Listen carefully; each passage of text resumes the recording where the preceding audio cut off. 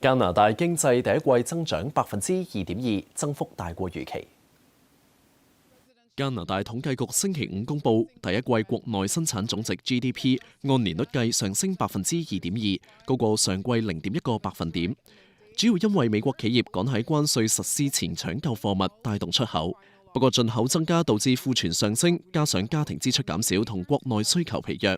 加拿大國內經濟面臨挑戰。